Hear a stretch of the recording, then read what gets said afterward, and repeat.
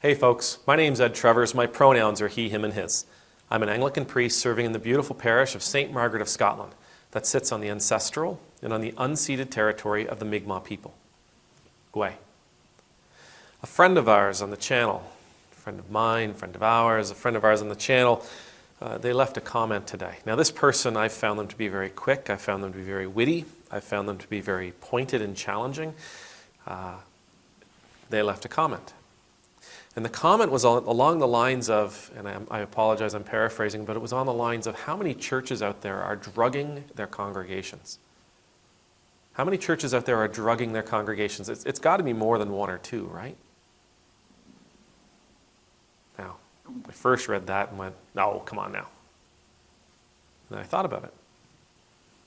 And I thought more about it. And I thought more about it. And I thought, yeah, what do we mean, though, by drugging? I'm not talking about people putting a little something in the communion wine or baking a little something extra into the host. No, I'm not talking about spiking the Kool-Aid. We can drug people. We can drug people in many, many, many ways.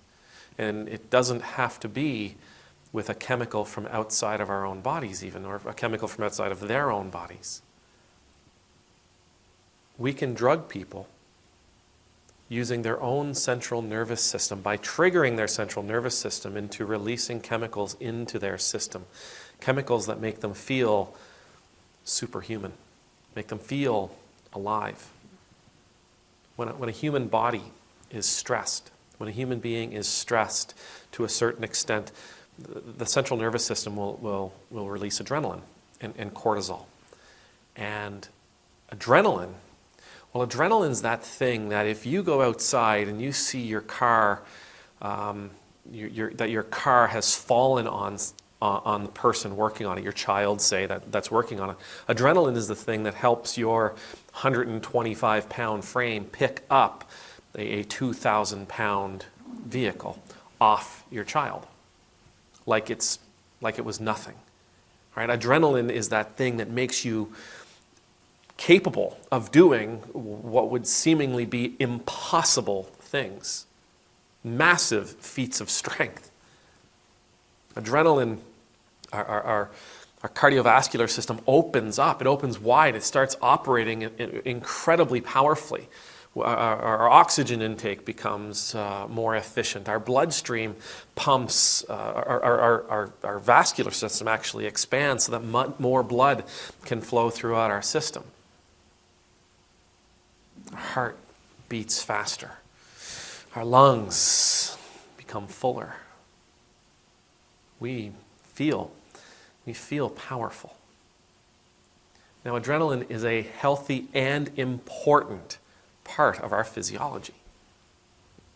But it is also something that we can become addicted to because of how it makes us feel. Even though in those moments we're stressed and we're anxious and we feel nervous and we may not like the conversations we have to have, adrenaline is still something that we can become addicted to.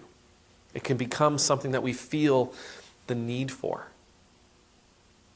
Psychology today says that we can become sensation seekers, adrenaline junkies, and we will do and go wherever we need and whatever we do in order to feel the sensation, regardless of the physical, mental, legal, or financial risks that may be at play. We like the feeling of that beating heart. We like the feeling of that beating heart, of that animal instinct. So coming back to the question, how many of our churches are drugging people? It's got to be more than one or two, right?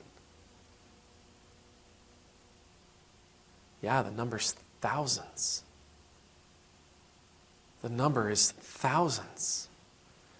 Those places where we go that they tell us that the world is falling down around our ears, those places we go where they tell us that that such and such is out to get us, and this group is out to get us, and that there are witches and demons and Democrats hiding behind every bush and behind every rock, just waiting to pounce upon us and devour us. Those places that tell us the devil is out there just waiting to steal us away from Christ. Those places that tell us that there's bad people all over who are waiting to poison our children's minds against us and against God. Those places where we are told over and over and over and over and over again that it's us versus them. And that if we don't win this battle, if we don't win this fight, if we don't win this war, we will lose everything that means anything to us. They're not drugging us, like I said, with something in the communion wine. They're not drugging us with a little bit extra baked into the bread. It's the stress. Years ago, I visited my therapist. Well, she was my therapist at the time. I haven't seen her in forever, but I visited her and she said, Ed, you're a drama queen. Now, somebody tells you that, you sort of step back. What do you mean I'm a drama queen? She says, no, you're a drama queen. I said, but I'm not playing the victim's part. She said, no, I don't mean like that. She said, it wasn't this whole, what we would normally say a drama queen. Normally how we would label somebody a drama queen. No, she's saying you seek out these experiences that cause a stress reaction, that cause your central nervous system to react in a particular way to give you a particular feeling. You got to watch for that. And I think for us, that's what we have to watch for. I mean, even on this channel, I'm very intentional that I try not to release videos, say, about Christian nationalism back to back to back to back to back. There's a ton that I'm going to say about this, but I do not want to create an environment, a stressful environment. I do not want to create a place where people are coming for their adrenaline needs to be met. It doesn't do me any good, and it doesn't do the viewer any good. It doesn't do any of us any good. It doesn't do the community any good.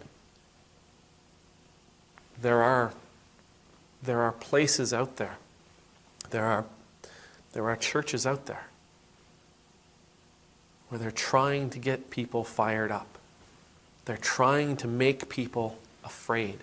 They're trying to convince them that there are evil forces lurking around every corner, despite the fact that as Christians we believe that sin and death are gone, that Christ destroys the power of sin and death, that nothing can get between us and God, nothing, not ever, can keep us away from God, that nothing, not ever, can separate us from the love of God that is found in Jesus Christ, yet these places do their absolute best to convince us otherwise.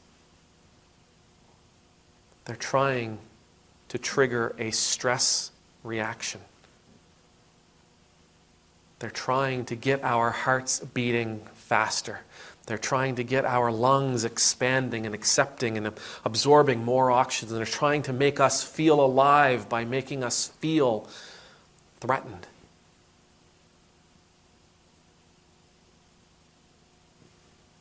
They're drugging us. When we hear those kinds of messages, it is so important for us to recognize the manipulation that is taking place. To recognize that their words are triggering in us something that we really like. Their words are triggering in us a release of a chemical that makes us feel strong and powerful.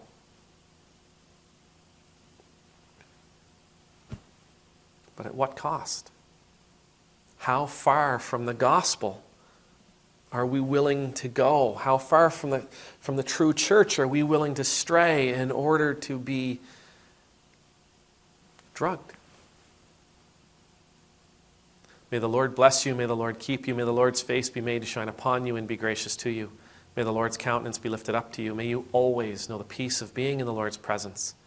And I pray that as you and I continue along in our spiritual journeys, our ears and our eyes and our hearts will be open to recognizing when someone is trying to manipulate us into following them and leaving the path that Christ has asked us to walk. Amen. Nemultus.